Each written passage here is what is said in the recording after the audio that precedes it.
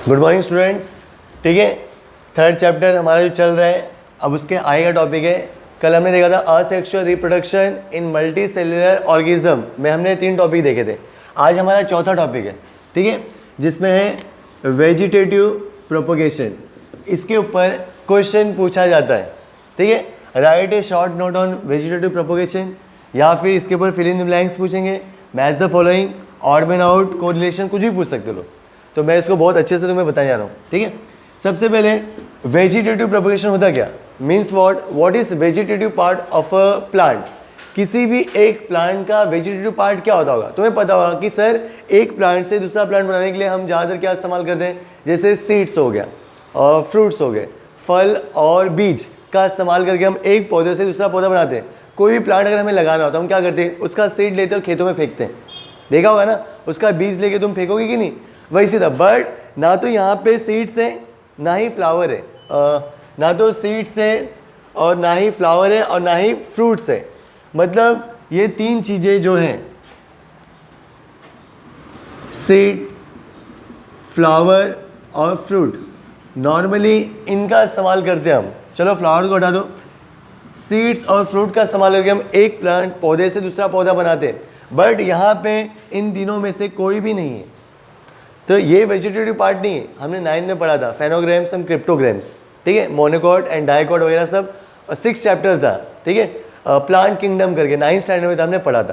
तो यहाँ पे क्या करना है तुम्हें, सर वेजिटेटिव पार्ट्स, सबसे पहले रूट्स के, मतलब कोई भी प्लांट के वेजिटेटिव पार्ट्स क्या होते हैं तुम्हारे सामने देखो। रिप्रोडक्शन इन प्लांट्स, तो प्लांट के अंदर क्या हो रहा है, रिप्रोडक्शन किसके द्वारा, with the help of vegetative parts. Means reproduction in plants occur with the help of vegetative parts is called vegetative reproduction. मतलब जिस प्लांट में वेजिटेटिव पार्ट से रिप्रोडक्शन होता है उसे कहते हैं वेजिटेटिव रिप्रोडक्शन। याद रखना सर, वेजिटेटिव पार्ट्स कौन से होते हैं तुम्हारे सामने, vegetative parts like root, stem, leaf and bud. Root for example, एक छोटा सा नमूना तुम्हारे सामने पेश करता हूं मैं, ठीक है।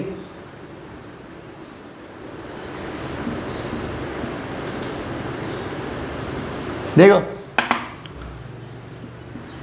ये नीचे वाला हिस्सा जो है तुम्हारा रूट्स है।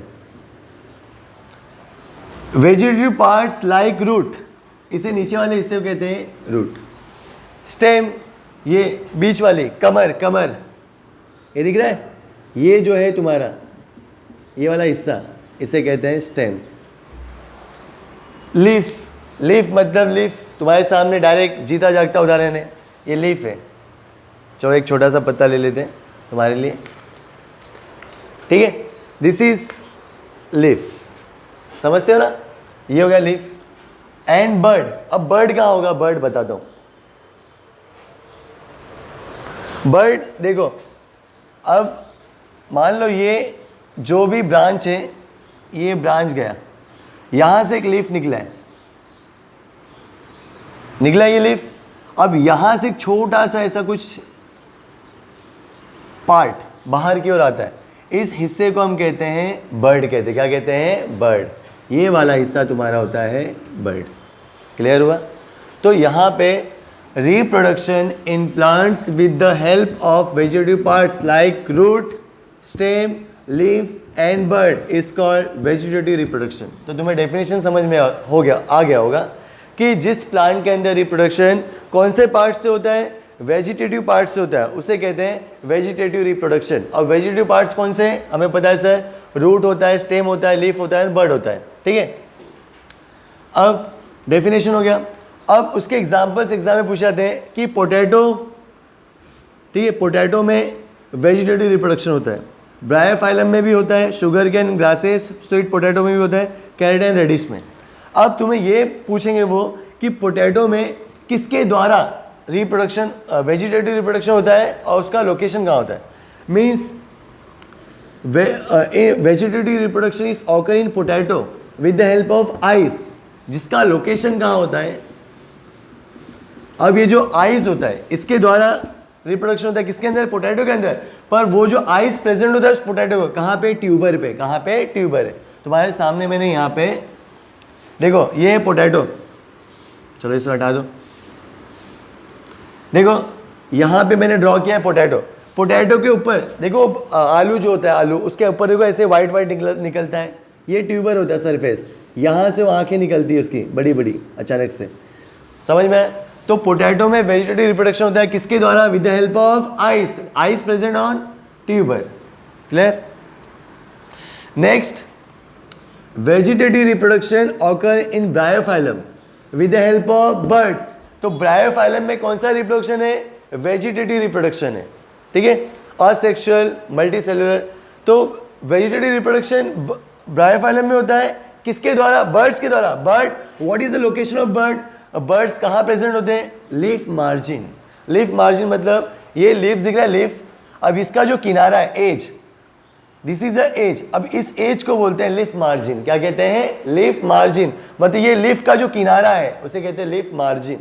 तो उसी तरह देखो तुम्हारे यहाँ पे मैंने ब्रायोफाइलम प्लांट ड्रॉ करके रखा है, तो ब्रायोफाइलम में बर्ड्स, अब यहाँ पे छोटे छोटे क्या निकलते हैं, बर्ड्स, यहाँ पे भी क्या होते हैं, बर्ड्स, यहाँ पे ऐसे स्मॉल स्मॉल बर्ड्स, ये this is location of birds. अब वो बर्ड्स में से क्या निकलता है, ब्रायोफाइलम, तो वो कहाँ प्रेजेंट है, देखो ये जो लिफ का किनारा है दिख रहा है, दिस इज द लिफ मार्जिन, इस लिफ मार्जिन पे वो बर्ड्स क्या होता है, प्रेजेंट होता है, समझ में आया।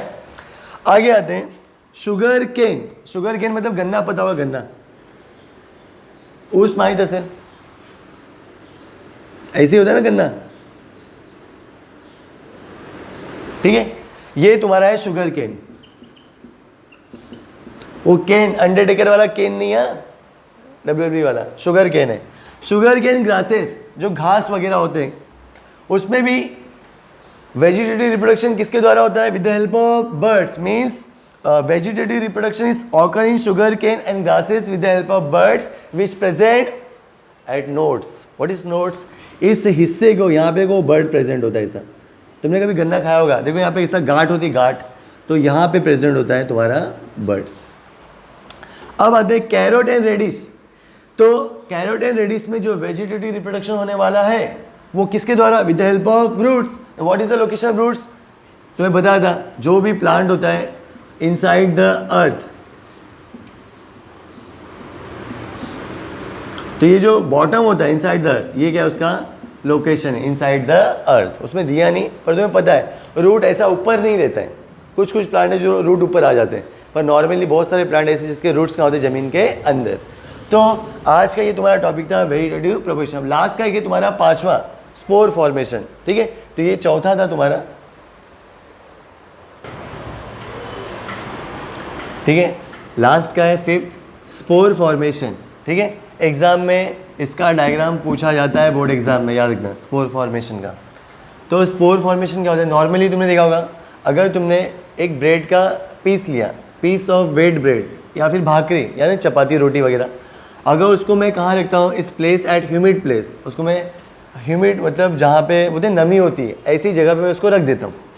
रखने के बाद क्या होता है, उस पर देखो समझो ब्रेड है तो उसके ऊपर ऐसे वाइट वाइट फंगस ग्रो करना स्टार्ट करता है, fungus grow with in 2-3 days, 2-3 दिन के अंदर उसके ऊपर वाइट ऐसे स्पॉट आना स्टार्ट हो जाते हैं जिससे हम कहते हैं फंगस। अब ये फंगस का हम देखेंगे, उसमें से एक ऐसा फंगस है, तो ये समझ गया तुम्हें, ये नॉर्मली सी बात थी।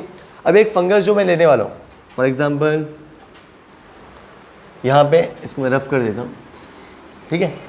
अब जैसे फंगस हम बात करते हैं म्यूकर की, ठीक है, एक ऐसा फंगस है म्यूकर, ठीक है। अब वो फंगस जो है म्यूकर, वो क्या करता है, उसके पास एक फिलामेंटियस बॉडी होती है जिसको बोलते हैं हाइफे।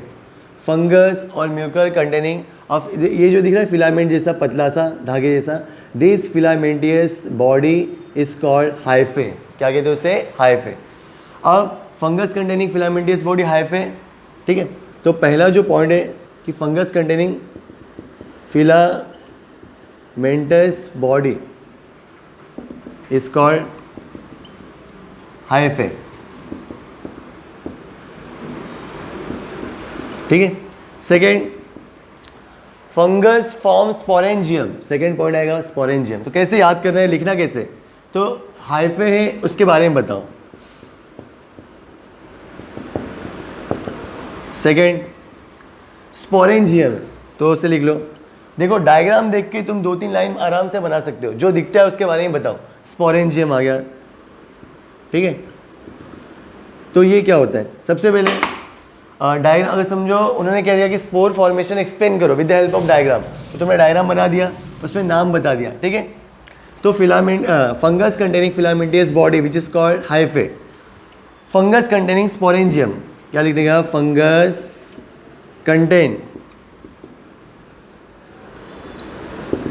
Containing sporangium. ये स्पोरेंजियम क्या होता है, ये स्पोरेंजियम एक गोडाउन है जहां पे क्या बनता है, स्पोर्स, क्या बनता है, स्पोर, ठीक है। Spore is form means there is a spore formation in sporangium, there is a formation of spore in sporangium. Third point आएगा तुम्हारा formation of spores.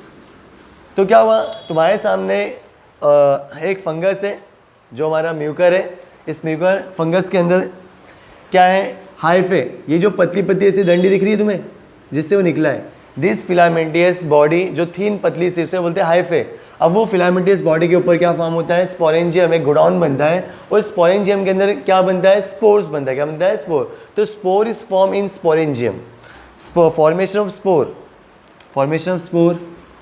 Fourth point, अब ये जो स्पोर फॉर्मेशन हो गया है, अब क्या होता है, अगर स्पोर पूरी तरह फॉर्म हो चुका है स्पोरेंजियम के अंदर, तो ये स्पोरेंजियम क्या होता है, फूट जाता है, बर्स्ट हो जाता है। तो ये यहाँ पे sporangium burst, sporangium is burst and spores are release, spores are release. देखो जैसे स्पोरेंजियम फूटता है तो स्पोर्स क्या होता है, रिलीज हो जाता है बाहर। Now this spores is on the, spores जो होते हैं वो is place on wet and warm places and they will grow and they form a colony of fungus. क्या होता है कि जैसे ये स्पोरेंजियम बर्स्ट होता है, बर्स्ट होने के बाद क्या होता है, उसमें से सारे स्पोर्स बाहर की ओर निकल जाते हैं। अगर आसपास का जो वातावरण है, जो भी प्लेस है, वो कैसे वार्म है, वेट है और ह्यूमिड है, तो ऐसे प्लेस पे क्या करते हैं, वो ग्रो करना स्टार्ट करते हैं, और ग्रो होते होते क्या होती है, उनकी पूरी कॉलोनी बन जाती है। तो there is a formation of colony of fungus, this is your spore formation. इस तरह से स्पोर बनता है। और जो इनसाइड जो अर्थ होता है, इस हिस्से को क्या कहते हैं, राइजोइड कहते हैं, क्या कहते हैं, राइजोइड। तो याद रखना, hyphae, rhizoids, sporangium and spores.